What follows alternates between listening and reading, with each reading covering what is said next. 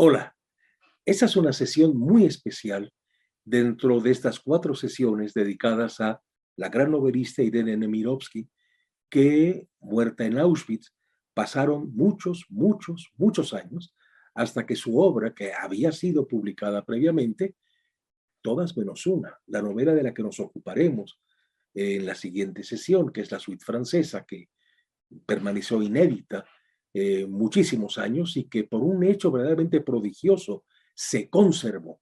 Es decir, esa novela viajó en una maleta con las hijas de Nemirovsky, que no fueron atrapadas porque ella las confió a una empleada en su casa, una empleada francesa, una mujer con parientes en el campo, que la llevaron con sus parientes a las niñas, viendo que el destino estaba ya de alguna forma planteado, pues el final, atrapadas, presas por las autoridades francesas, colaboracionistas de los nazis.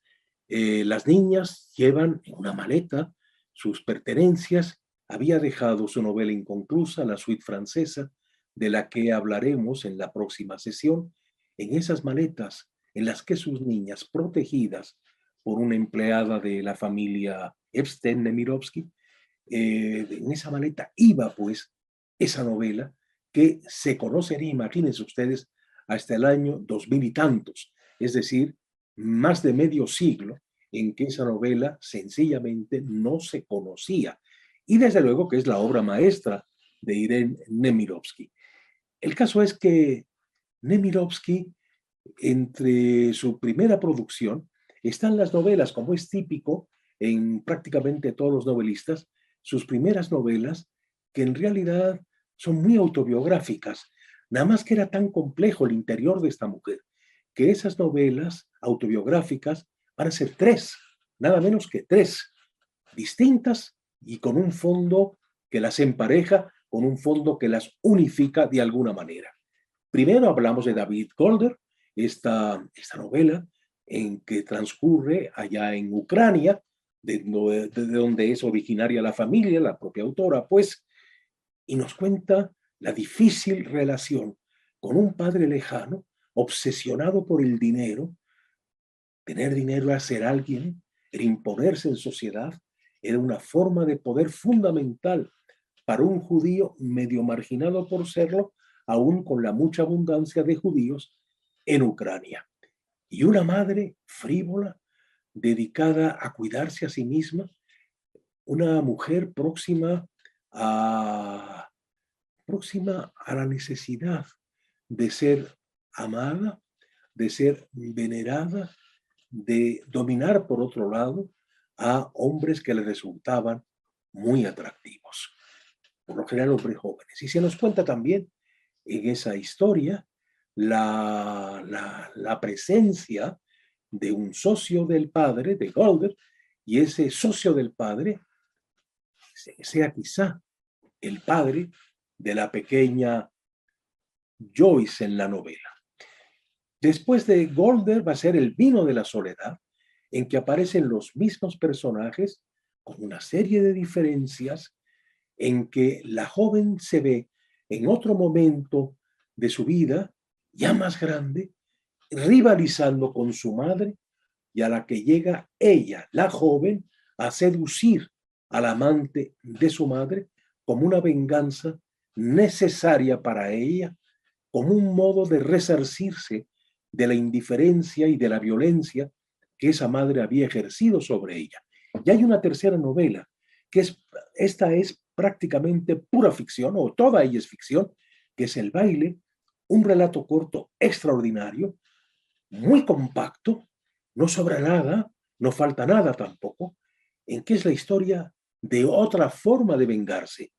Los padres viven en Francia, exiliados de la Revolución Rusa, y la pequeña, que es una adolescente, ¿verdad?, le encargan que entregue las invitaciones a un gran baile en que invitan a toda la sociedad francesa importante del mundo de la banca, del mundo de la industria, etcétera, a muchas de esas figuras, aquellas con las que tenía relación de negocios el padre, y esperan que sea la entrada de ellos judíos, extranjeros, ucranianos, rusos para la mayor parte de los franceses, que al llegar pues a su casa, entrasen simbólicamente y luego sería realmente en la intimidad de la florinata, como quien dice, de la sociedad francesa.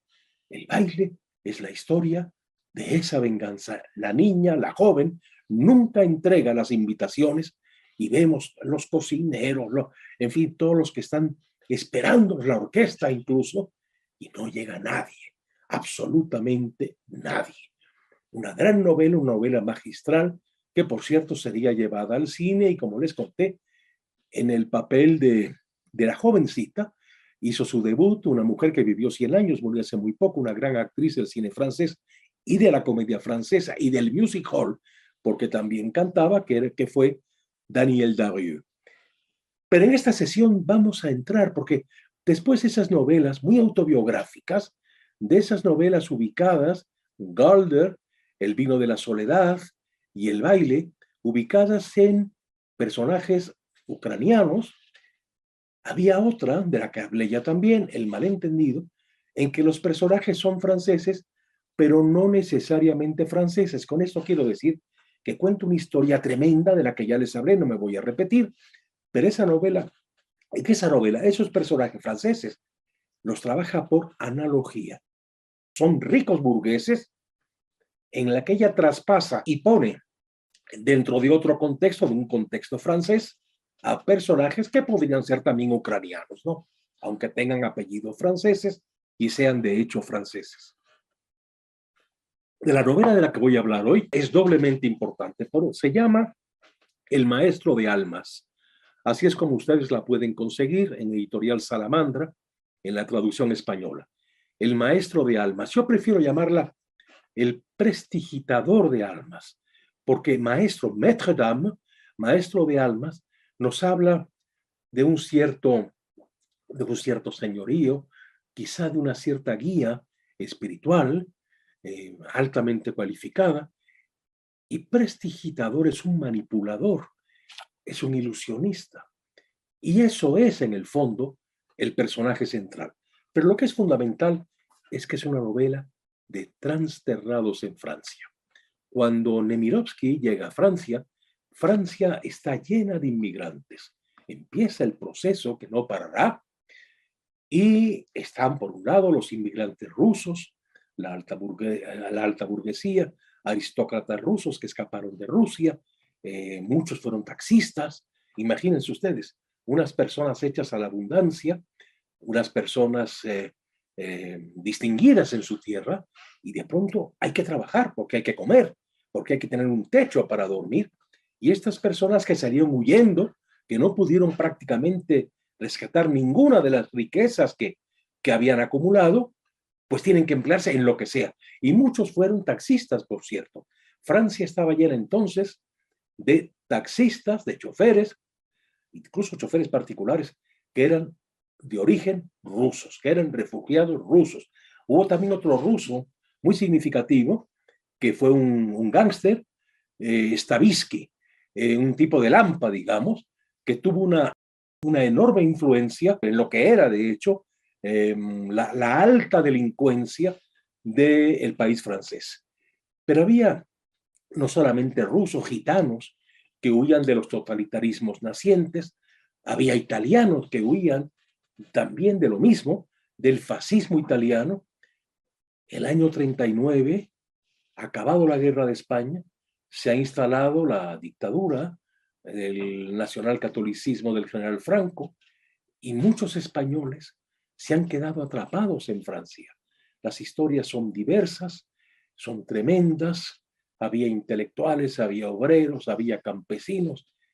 Muchos españoles, pues, estaban también en Francia.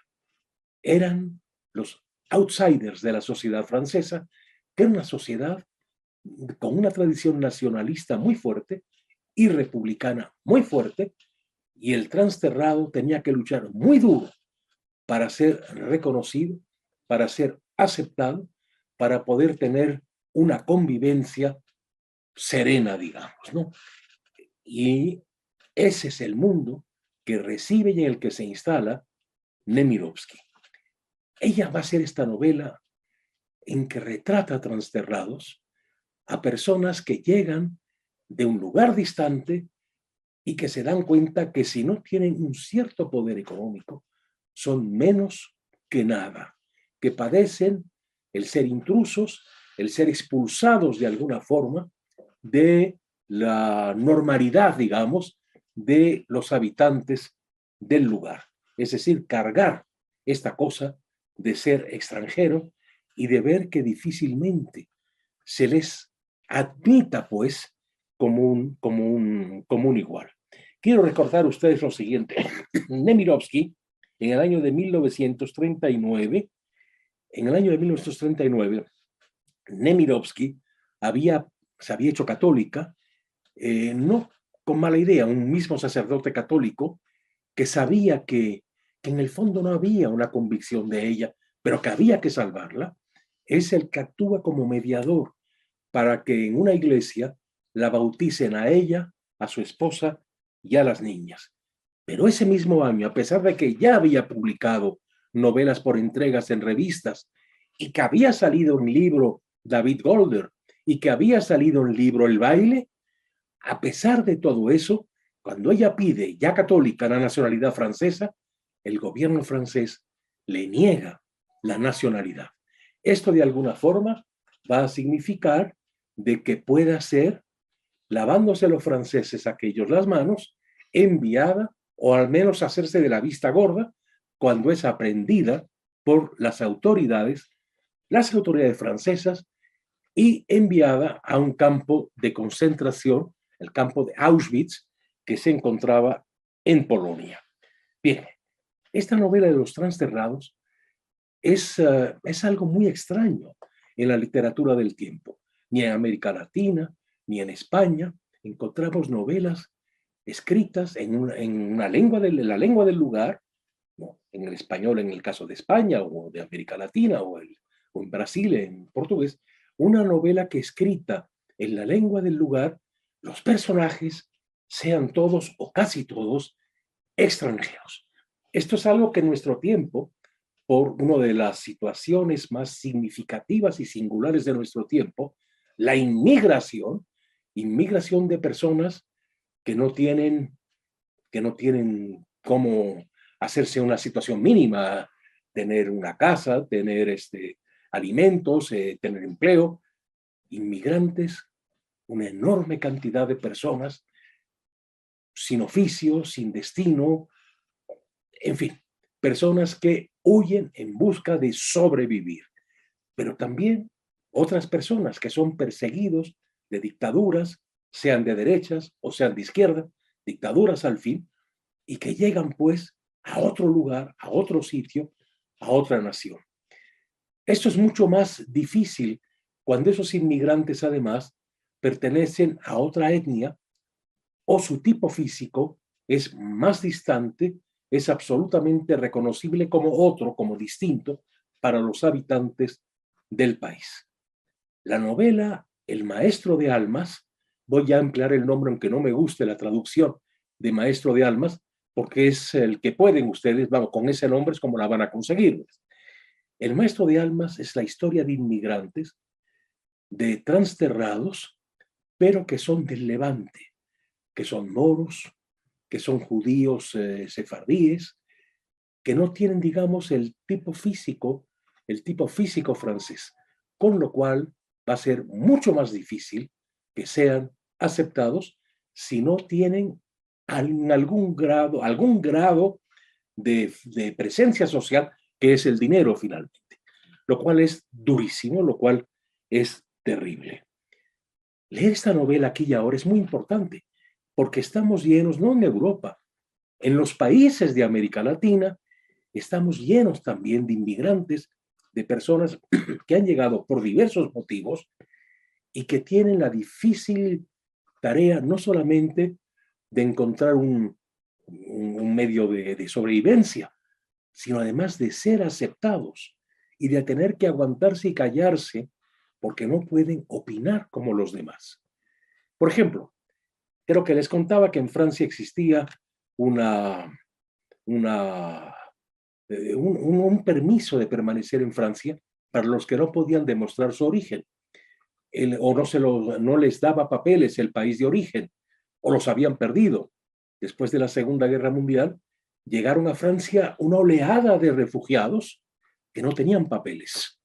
El señor había que creerle, si usted le quería creer, cuando le decía que era rumano, o que era húngaro, o que era de donde fuese. No podía demostrar. Y entonces se creó la oficina de los apátridas, en que se pedía un documento para poder moverse, para poder incluso viajar si fuese necesario. Y en ese documento la República Francesa le decía que usted tenía todos los derechos de un francés, menos el derecho de voto. Bueno, esta era la situación. Y los personajes de El Maestro de Almas son como tantos emigrantes hoy en día que, insisto, tienen que luchar por ser aceptados, poder ejercer un oficio o poder estudiar una carrera, y todo todo el padecimiento que puede significar esto. Bien, quiero hablar ahorita de los personajes de esta novela. Voy a tomarme la libertad de leer una parte de La Cuarta de Forros porque resume muy bien la anécdota de la novela. Nos dicen así: atormentado por las deudas, Darío Asfar, que es el protagonista, lucha desesperadamente por conseguir una clientela. Es un médico, pero su origen levantino, morisco, solo inspira desconfianza y rechazo. La precaria situación de su familia lo empuja entonces a emprender el único camino que se le ofrece para escapar de la miseria. Aprovechándose del creciente auge del psicoanálisis, Darío se transforma en terapeuta improvisado, una suerte de charlatán dispuesto a ofrecer a los ricos burgueses el sosiego del alma y la felicidad que tanto anhelan. De Nemirovsky describe con implacable lucidez, dice La Cuarta de Forros de la edición de Salamandra, la figura del advenedizo, el advenedizo. Serás siempre un advenedizo. Nunca serás plenamente aceptado. Ay de ti si dices algo negativo del lugar en el que te encuentras. Tú no puedes ser como los otros. Ay de ti si te expresas de política. Tienes que estar pensando todo lo que dices. No puedes soltarte mínimamente. Es decir, se te corta para siempre o para muchos años la espontaneidad. La figura del advenedizo en el París de aquellos años, donde poderosos señores y elegantes mujeres de mundo conviven con una corte de vividores, menesterosos y canallas que pululan por la ciudad. Darío Asfar llega con su mujer, una chica judía, también del Levante, una chica con la que tienen con la que tienen un hijo. Él sufre enormemente, ha pedido dinero en la calle, en fin, para darles de comer. Ha llegado a una casa que regentea una exiliada rusa, su marido era un militar ruso que no hace gran cosa, la esposa ha adquirido con el dinero que pudo sacar de Rusia una casa grande, y en esa casa grande renta habitaciones y de eso vive. Y Darío le pide dinero a la mujer, que es también prestamista, le pide dinero a la mujer, contrae una deuda y con ello puede, claro, pagar los gastos médicos, ¿no? Y dar lo que requiere su esposa convaleciente, etcétera. Y desde luego, pensando en que tiene que proteger a esa criatura. Esto va a crear un vínculo muy fuerte entre su mujer, que es otro personaje bellísimo en la novela, inmigrante como él, un respaldo en todo momento para él, respaldo sentimental, de comprensión, de calor que le da, y él, al mismo tiempo, un hombre que se ha comprometido y los ha sacado de la posibilidad de vivir en la más absoluta miseria. Pero pesa sobre él la necesidad de pagar una deuda. En estas están, bueno, quiero antes leerles una página del libro, esta prosa fuerte de Irene Nemirovsky, y que nos dice de un modo extraordinario la situación de este personaje. Es curioso, escribe Nemirovsky, es curioso, pensaba Darío mientras bebía una modesta jarra de cerveza negra. Es curioso pensar cuánta gente necesita que la tranquilicen. Uno dice, mi madre murió tísica, doctor. ¿No cree usted que otro, este bulto en el pecho no será? Tranquilíceme, doctor. Evidentemente le tienen apego a la vida. Los trata bien. Y en la mayoría de los casos la vida también siente apego por ellos. Tardarán en morirse. Pero aunque sus cuerpos son fuertes, valiosas máquinas engrasadas, revisadas a diario, sus almas están enfermas. Este es el hallazgo que tiene Darío Asfar en su desesperación por encontrar una vía para enriquecerse, para tener al menos un mínimo de poder y poder garantizar la educación de su hijo y el bienestar de su esposa. Cuando se está en esa situación, salvo que se tenga condiciones muy especiales, psíquicas, patológicas, y no se convierte uno en un ladrón y un asesino, uno busca otras formas, si quieren ustedes más refinadas, de hacerse un puesto en la vida. En este caso, él descubre que ejerce un encanto en las gentes, que le sabe hablar a las gentes, qué importante es decir lo que las gentes quieren que les digan, y a partir de aquí se va volviendo, da los primeros pasos como un manipulador de almas. Un buen médico, escribe Nemirovsky, los asustaría, pues daría formas a fantasmas temibles. Les diría, como a Bardes, luego hablaremos de este gran personaje que es Bardes, no en el sentido que sea un gran tipo, sino por la complejidad de Bardes. Nemirovsky es muy compleja. Los novelistas fáciles, los novelistas que tienen un éxito fácil, si saben escribir, si tienen un cierto sentido de la agilidad, describen caracteres muy fácilmente definibles, pero ningún ser humano es fácilmente definible si uno se mete dentro de sí mismo, en su vida interior, en sus, en sus miedos, en sus determinaciones, en sus fracasos, etc. Y Nemirovsky es alguien que va muy dentro de las complejidades reales o potenciales de sus criaturas. Les diría como a Bardes, se acabaron las mujeres, se acabó el juego, se acabaron las drogas. ¿Para qué? No quieren oír hablar de renuncia. Para usarlos, no les hables de renuncias, no lo hagas. No quisiera oír hablar de renuncia, sino de satisfacción. Desean vivir largo tiempo sin sacrificar un ápice de placer. Así que llaman al pobre medicucho extranjero que les recetará calmantes y desintoxicantes y por una noche les proporcionará paz espiritual a cambio de un billete de 100 francos. Y mientras Darío más se da cuenta que tiene esta capacidad de engañarlos, esta capacidad de que crean lo que quieren creer, pero que él se da cuenta que es lo que quieren creer, empiezan a llenarse sus bolsillos, empieza a haber una cuenta de banco y empiezan a llegar más y más clientes. En otro momento, en esta descripción de este personaje, leemos lo siguiente. Y repetían lo que el doctor le había confiado a una de ellas, el nombre que se daba. Mi título es Master of Souls, maestro de almas. Se hallaban expectantes ante la puerta cerrada de la consulta. Era otoño. Llevaban trajes de chaqueta marrones o negros y el cuello y la cintura ceñidos con pieles de zorro. Sus barbillas se apoyaban en las finas y peludas patas y en los fríos hocicos. La máscara del maquillaje les confería un rostro indestructible y terso, pero así como el resplandor de un fuego escapa por la hendidura de una tronera, su alma se dejaba entrever en la mirada ansiosa, sombría o azorada. ¿Qué tenían? Los 1000 males de las mujeres. Ya no disfrutaban, habían dejado de disfrutar. La clientela de Darío estaba formada principalmente por mujeres.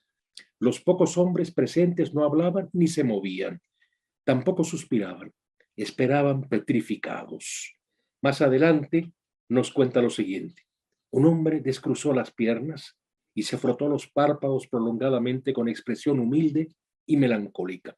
Otro hizo ademán de coger un cigarrillo, pero de pronto recordó dónde estaba y las recomendaciones del doctor. Tiene un corazón cansado, no fume, y frunciendo tristemente la boca bajó la mano.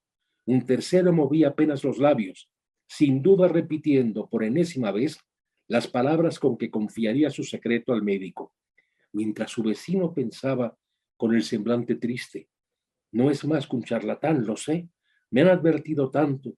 Mañana vuelvo a ponerme en manos de un buen médico, de un auténtico sabio. Pero, ¿y si este me cura? ¿Por qué no? Cosas más raras se han visto. Es decir, las personas quieren creer en aquello que de hecho no les perturbaría, no les quitara sus hábitos que los están matando, pero sin los cuales sienten que ya no pueden vivir. Y a partir de este engañarles, de este irles dando remedios que solo hacen prolongar de alguna forma una enfermedad, ¿no? Que va sin embargo avanzando, pero que se va ocultando también por paliativos que el doctor, buen médico que era, de hecho, buen médico en el sentido de que tenía muchos conocimientos, que había sido un buen lector y un buen observador, va jugando con ellos sin curarlos, pero mentalmente de alguna forma les daba esa tranquilidad, esa mínima paz, esa ilusión en la que en el fondo no creían, pero tampoco se quedaban detenidos pensando en que de hecho aquello acabaría matándolos, que aquello acabaría por no funcionar. Es decir, es la historia de un real manipulador del otro, de alguien que ejerció una influencia total sobre el otro, como vemos a tantas personas que van al brujo, que van a las limpias, que van a todo este tipo de cosas, que en el fondo saben que no sirven para nada, pero como eso les provoca la posibilidad, la esperanza de que, y por otro lado, es mucho mejor, ¿no?, que tener que asumir una determinada dieta, unas determinadas privaciones, un ver la realidad. ¿Cuánto les cuesta a tantas personas enfrentar mínimamente la realidad cuando asumirla sería la única posibilidad de encontrar una paz real, una paz permanente, etcétera? La novela nos habla de esto, de los modos en que las personas se dejan engañar porque necesitan dejarse engañar. Y en aquellos tiempos en que muchos franceses no querían la guerra y que muchos franceses aplaudieron al régimen colaboracionista del otrora en la Primera Guerra Mundial, héroe francés Pétain, muchos franceses aceptan esto y lo aceptan porque es como si nada pasara, como si de hecho no hubiera guerra, como si Francia siguiera siendo Francia, aunque estuviese de hecho acogotada por el poder de los nazis. La novela nos cuenta todo esto, pero sobre todo las vicisitudes de un transterrado que desesperadamente ha encontrado una vía para ser alguien y que alcanza una cierta tranquilidad material y empieza a disfrutar de los placeres de este mundo, empieza también a tener relaciones extramaritales y sin embargo lo mantiene vivo el regreso al hogar, el reposo del guerrero Clara, su esposa, esta hija de judíos griegos que descubre la ternura, que había descubierto la ternura y la sexualidad con Darío. Se juntaron muy jóvenes. En busca de un futuro mejor habían emigrado a Niza. Él trabaja en lo que caiga para sobrevivir y al mismo tiempo da consulta muy barato para tener algo, lo mínimo necesario para sacar el día con personas que no tienen para pagar nada. Personaje entrañable, Clara, una buena madre, una madre cariñosa, una madre afectuosa, una madre que no quiere que el hijo Daniel viva perturbado, sino que viva como si su padre fuera un gran tipo y la vida fuera para ella la mejor de las vidas posibles. Y luego está el personaje de Bardes, que va a ser un personaje central. Este Bardes o Bard es un francés de muy buena posesión, Un hombre que padeció, sin embargo, en su niñez el desamor paterno y materno. Un hombre muy inteligente y un hombre que desplegó su talento para sustituir, para hacerse de multiplicar pues el dinero del padre, para ser un hombre de éxito, como quien dice, y al mismo tiempo, eh, con esta, ¿qué diré yo? Es un hombre de una gran inteligencia que busca que los bienes materiales le hagan superar la enorme tristeza que ha marcado su alma. Él es un hombre que se hizo a sí mismo, que se obligó a ser un hombre superior a su padre en cuanto al éxito social y el éxito económico, pero un hombre que nada lo satisfacía y que, casado con una mujer extraordinaria de la que luego hablaremos, le gusta, de pronto despliega una ternura, bella mujer que es su esposa, una gran ternura, se siente de alguna forma recompensado por todo el desamor que había tenido en niñez y adolescencia, en la niñez y la adolescencia, pero que de pronto le molesta y la golpea, la maltrata, la humilla incluso, y la humilla incluso llevando una que otra mujer a su casa. Un hombre que le gusta buscar, ligar, seducir mujeres necesitadas de amor, de seducción, para gozarlas y maltratarlas y expulsarlas. Es decir, un tipo altamente desagradable, altamente repugnante. Y este hombre va a conocer a Darío, y este hombre que está muy enfermo, este hombre de excesos, de exceso de bebidas, de droga, empieza a huir a este seductor que le hace ver que no hay bronca, hombre, que es muy importante tener una cierta tranquilidad, no angustiarse, que eso es fundamental, como quien dice, no caer en el estrés, sosegarse. Es un encantador de Bardes y Bardes se va volviendo para Bardes indispensable la presencia de Darío Asfar. Cuando enferma, más seriamente, cae ya plenamente en las manos de Darío, que habiendo descubierto sus necesidades, sus debilidades, empieza a explotarlo, a manipularlo, a sacarle todo el dinero posible que este hombre le da, porque este hombre lo necesita. El personaje de Sylvie, la esposa de Bardes, es un personaje verdaderamente entrañable.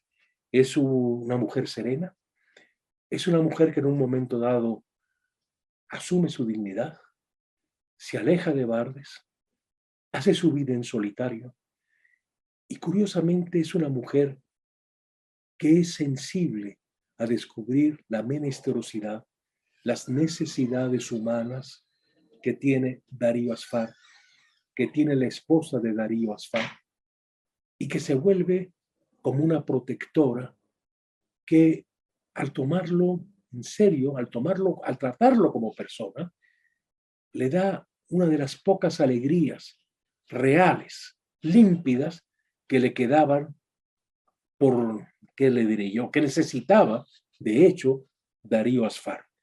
Una mujer verdaderamente extraordinaria, una mujer excepcional en más de un sentido, una mujer que va creciendo a lo largo del relato.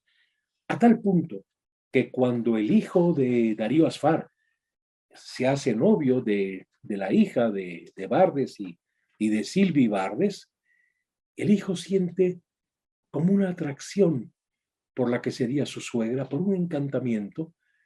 No se piense otra cosa, es simplemente una mujer que lo tenía lleno que lo envolvía en su dulzura, en su experiencia de la vida, y casi podemos sentir que si se apega al amor de la hija, es también por la necesidad que experimenta de la serenidad de esa madre de la novia, pues, de Sylvie Bardes. Y Sylvie Bardes, en un momento de apuro y de deudas, porque Darío Asfar se ha vuelto alguien que para olvidarse de la fea criatura que ha ido construyendo. Se endeuda más y más y más. Grandes comidas, grandes, bueno, conquistas que le cuestan, conquistas amorosas, etcétera, y está endeudadísimo y siempre atento a proteger a su mujer y a proteger a su hijo, y necesita dinero, más dinero. Acude Sylvie, que lo ha adivinado, que se ha dado cuenta, le ofrece ayudarlo. Él, a ella, no. Es algo, vean ustedes la complejidad del ser humano. A ella, esa mujer a la que admira, a esa mujer que sabe que le tienen gran estima y que él también le tiene gran estima e incluso un profundo afecto, a ella no le va a pedir dinero. Vamos viendo cómo él va buscando otras formas, otras personas con las cuales endeudarse, pero su forma de respetar y de reconocer a Sylvie Bard es, a pesar del ofrecimiento que sabe que le daría lo que él necesita, jamás se lo va a pedir. Y ella lo sabe y le duele. Le duele porque le tiene estima, porque ha sentido esa maravilla que es la compasión, que tanto nos hace sentir en esta novela Irene Nemirovsky. Otro personaje es Elsinore. Elsinore es una norteamericana sensual, arribista, que anda a la caza de fortunas y que se topó con Bardes, se volvió amante de Bardes y luego será amante de Darío. Y Darío y ella son cómplices de una idea que le viene a Elsinore, que era la de llevar a Bardes a un hospital a través de hacerle sentir Darío a Bardes que necesita una cura de reposo en esos balnearios, esos lugares, ¿verdad?, en que sientes que has reencontrado las energías, la juventud, en fin, ¿no? Y lo importante es no dejarlo salir, dejarlo para siempre metido en un hospital con una receta de que es un hombre que puede ser destructivo, un hombre que necesita estar resguardado en una casa de salud. Hay un diálogo, bueno, a medida que se le va revelando, porque Darío ha sido amante de Elsinore, es amante de Elsinore, es un cómplice de Elsinore en el encerramiento del marido, del que heredarán pues la fortuna, cuando por la novia, la hija de Sylvie Bardes, Daniel descubre todo lo que su padre, el horror que su padre está haciendo, de encerrar, como quien dice, para siempre en un sanatorio a una persona.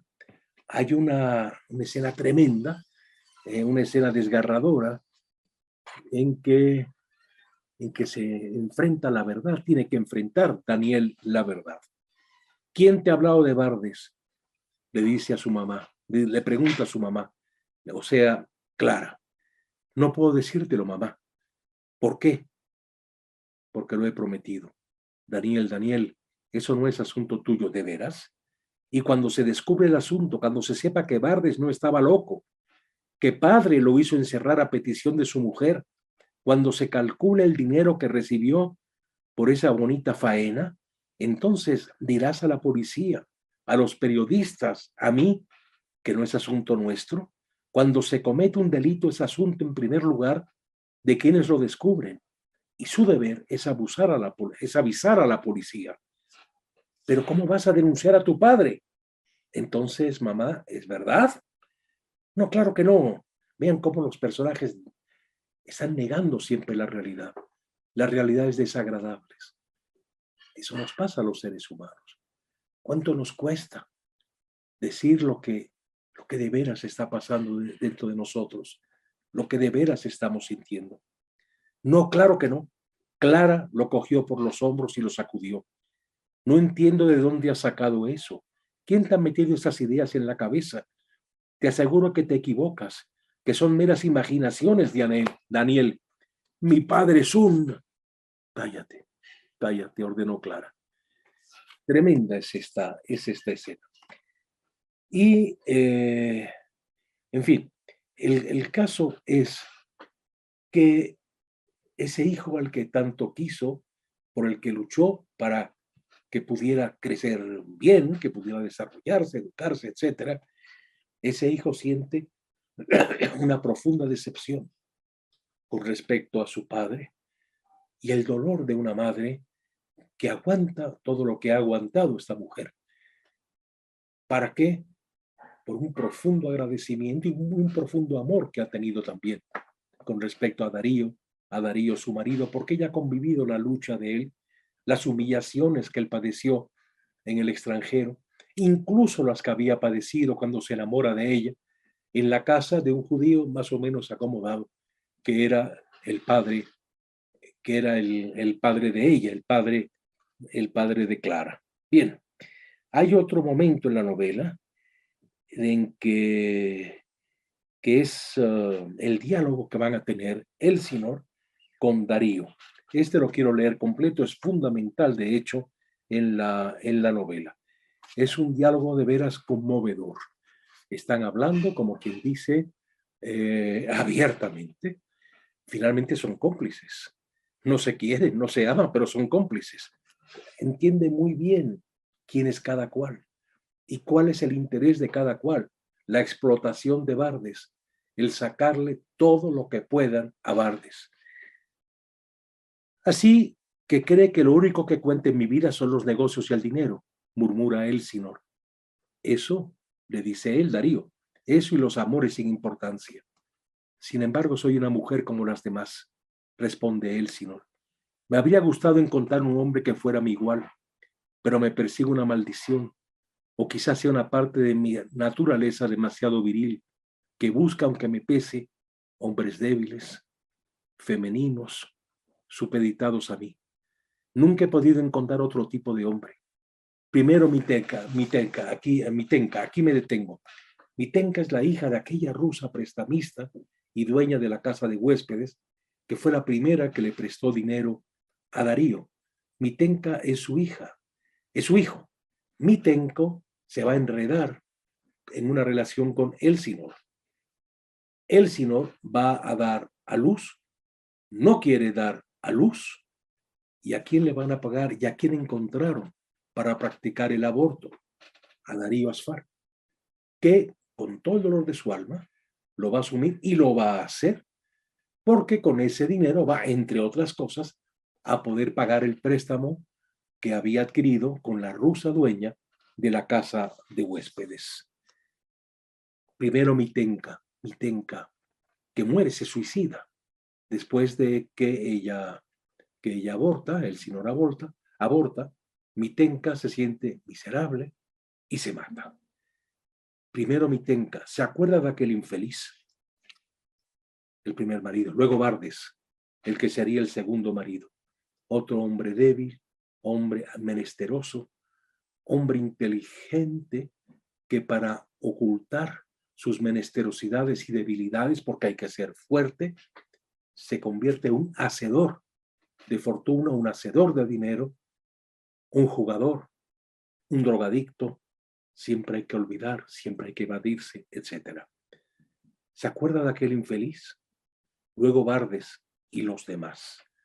Buscaba y encontraba a hombres bien parecidos, físicamente sanos, fuertes, de los que saben estrechar una mujer entre sus brazos.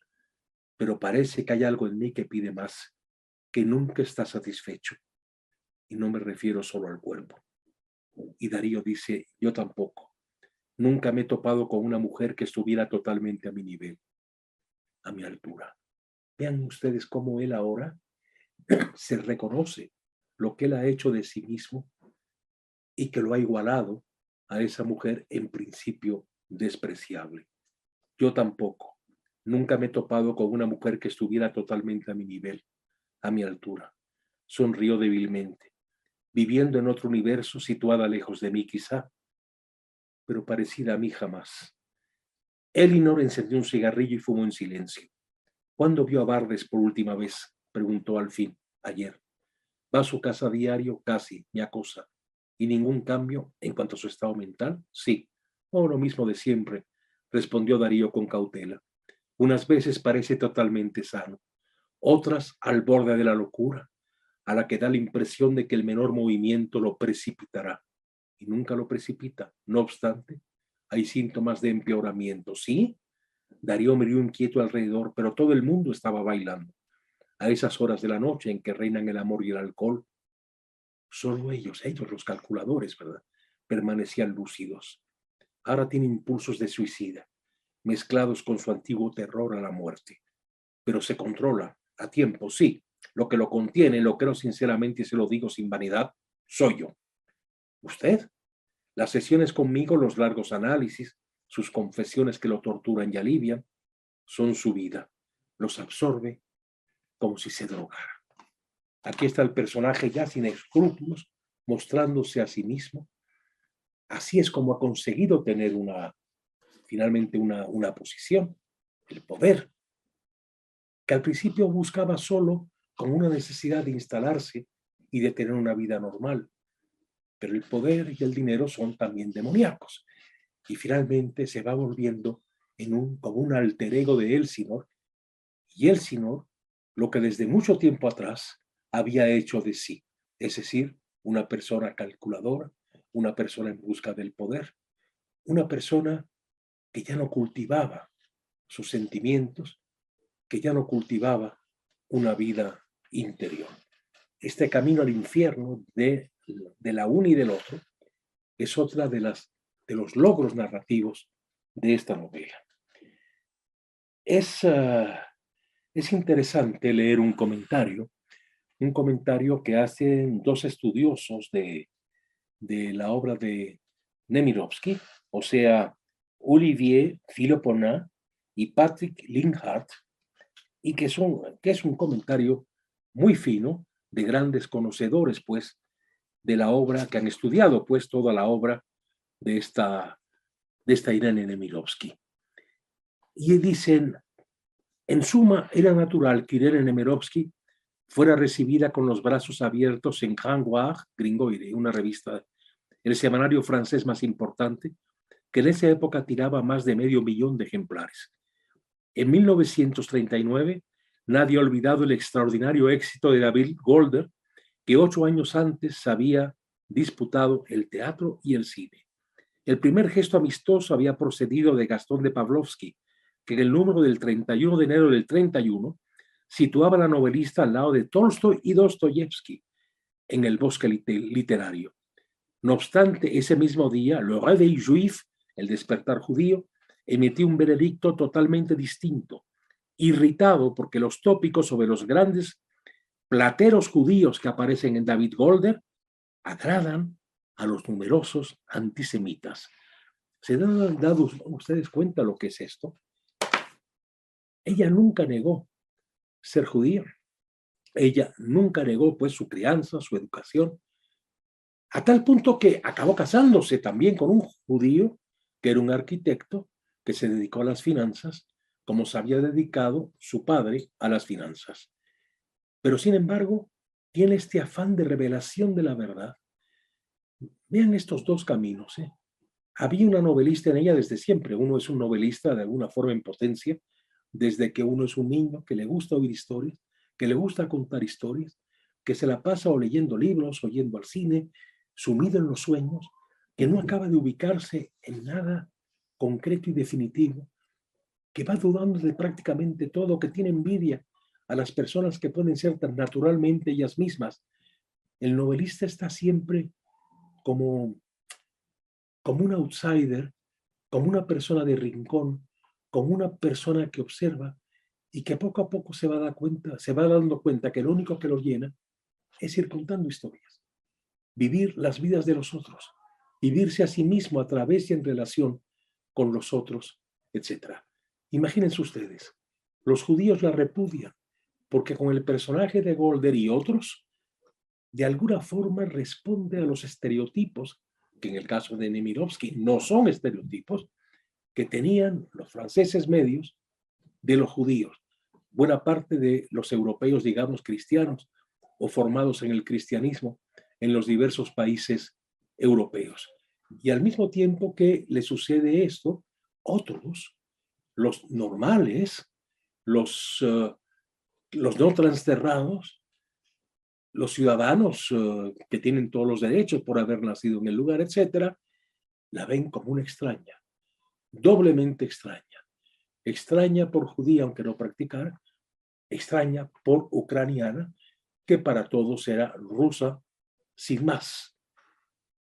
¿Se dan cuenta cómo esto la fue convirtiendo primero cuando era muy niña y sentía esta extrañeza, esta especie de exilio que cargaba consigo mismo en su propia tierra, la lleva a fortalecer el yo, la muralla del yo, el aislamiento, el cultivar el interior, la soledad finalmente, condenada a la soledad en un primer paso.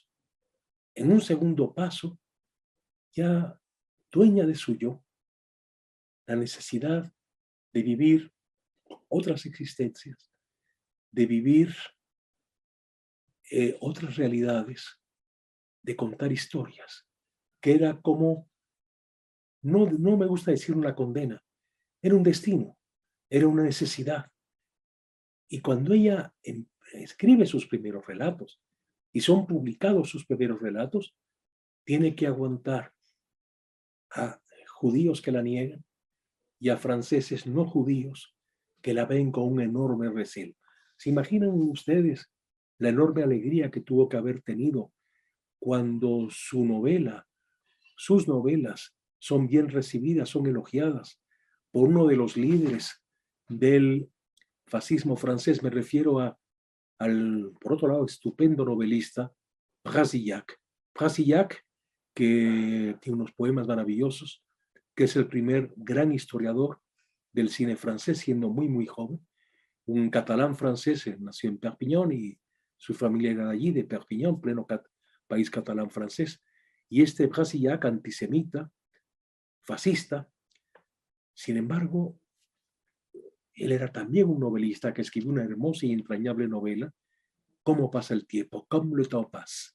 Este hombre, a pesar de eso, habría que pensar que lo llevó a estas actitudes extremas, pero eso no nos corresponde analizarlo en esta sesión. Brasillac es capaz, tiene esa buena conciencia de decir, este es un escritor importantísimo, algo le habría tocado, algo le habría tocado, algo habría en él de necesidad de preservar el yo y al mismo tiempo de expresar la belleza que no veía en el mundo materialista en el cual vivía, en el cual estaba de alguna forma arrojado, echado en ese mundo. Pues algo había en Brasillac, pero qué consuelo tan grande para Nemirovsky esa aprobación y ese elogio de su obra que hace. Qué alegría tuvo que haber tenido cuando el gran editor Grasset, Bernard Grasset, escribe Grasset, la busca, porque ella manda, como ya les conté en otra sesión, ella manda la novela sin firmarla. Y Grasset llega a publicar en un periódico, me ha llegado una novela con tales características, quiero conocer al autor. ¿Se imaginan la alegría de ella, de ese reconocimiento en medio de esa exclusión a la que la llevaba la sociedad francesa y aún sus propios, no digamos, paisanos ucranianos, sino aún más, paisanos ucranianos judíos? Y al mismo tiempo no era una mujer. Si uno lee sus novelas, uno no nota en Nemirovsky una sensibilidad religiosa. No aparece, pues, ¿qué diré yo? Ni siquiera una nostalgia de la religión.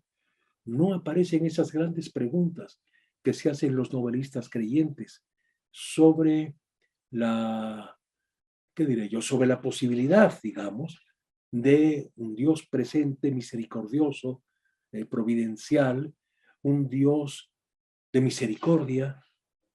No aparece. De alguna forma ella escribe con tal verdad que recuerda, y con tal profundidad, pues, que recuerda aquello que el gran novelista André Gide, y escritor en general, porque era un escritor de muy diversos registros, escribió en una ocasión: no se puede hacer buena literatura con buenos sentimientos. Es decir, por más que ella en sus sueños quisiera un hermosísimo mundo, un mundo que fuera el mejor de los mundos posibles, tiene la capacidad de ver que es un mundo de violencia, que es un mundo de rivalidades, que es un mundo de conquistas, que es un mundo en que el fuerte va dominando al débil, en que el excluido tiene que conocer muy bien al dominador para volverse a su vez en su dominador. Esta novela es una novela que nos lleva a la experiencia poética de la persona arrojada en un mundo que lo considera un extranjero, que busca excluirlo y donde su única posibilidad de poder crecer, de poder afirmar las bellezas posibles que tiene la existencia humana, consiste en él volverse un victimario de los que lo victiman. Es una, es una novela tremenda. Hay un fondo de Dostoyevsky, de la fuerza expresiva de Dostoyevsky, de llevar el dolor a sus últimas posibilidades de realidad y al mismo tiempo el sueño también, como otra posibilidad, digamos, de huir de un presente más o menos ingrato, terriblemente ingrato. Una novela que tiene una inmensa actualidad porque hoy en día hay muchos Darío Asfar en muchos países del mundo y muy específicamente en muchos países del primer mundo, de los países más ricos. ¿Cuántos mexicanos inmigrantes en los Estados Unidos que tienen que luchar contra todas las diversas y crueles formas de exclusión para hacerse una posición y para ser finalmente asimilados, pero que en el fondo saben que no son casi nunca plenamente asimilados? ¿Cuántos en España, en Francia, en Italia, en Inglaterra, en Alemania, etcétera? Es decir, el problema de la inmigración, las novelas se pueblan de transterrados. Les decía yo finalmente, y a Nemirovsky le toca además la terrible situación de contar en un país invadido, un país que le ha negado la nacionalidad, siendo ella doblemente extranjera por judía y por rusa. ¿Se imaginan haber vivido esta situación límite y al mismo tiempo saber que a pesar del reconocimiento de haber sido publicada y de haber sido llevada al cine, y por cierto, David Galder, como ya les conté en otra conferencia, por uno de los grandes maestros del cine francés, por Julien Duvivier, a pesar de esto, la iglesia sí la recibe, la bautizan, se vuelve cristiana, formalmente cristiana, pero el gobierno francés le niega la nacionalidad francesa y la deja en manos de los antijudíos nazis. Penetrar, pues, en El maestro de almas no es solamente penetrar en vidas contadas desde dentro y en sus formas de interactuar en el mundo. Es además una forma de que se nos hagan presentes los inmigrantes con sus dolores, con sus contradicciones, con sus hallazgos también, porque pueden ver lo que no ven los que están hechos a una vida normal. Es decir, creo que es una novela extraordinaria y por eso, entre las muchas novelas de Nemirovsky, he querido, igual que Galder, igual que El baile, la semana próxima será La suite francesa, hacerlas de alguna forma, compartirlas pues con ustedes en esta charla. Quiero decirles que hay otra novela que es Kirillov, en que, cosa rara en ella, se mete a la cuestión política, a la cuestión de los espías, a la cuestión de los comunistas, a la cuestión de los rusos no comunistas, y que es también una novela fascinante. Pero lo más impresionante que veremos la próxima semana es ver ya como en la suite francesa, con una soltura, con una desenvoltura notable, nos va a plantear a tres familias francesas vistas desde dentro y tal parece, sentimos al leerlas, que esto lo ha escrito una francesa. Es decir, la capacidad de salir de sí mismo, de vivir otras vidas y vivirlas desde dentro de esas otras vidas. Ya no trabaja por analogía de una clase social que desde una clase social describe a la misma clase social con otra nacionalidad. Ahora va a entrar en el mundo de familias francesas muy normales, muy francesas por muchas generaciones, y hacerlo con una naturalidad tal que cuando los franceses leyeron estas novelas, sentían que estaban leyendo a un novelista francés, una novelista verdaderamente y en todos sentidos fascinante, de múltiples registros. Nos hemos quedado con unos cuantos, no podríamos estar viendo toda la obra, pero eso sí lo pueden hacer ustedes si inician esta aventura de entrar al mundo, al riquísimo mundo de Irene Nemirovsky. Seguimos en la próxima sesión.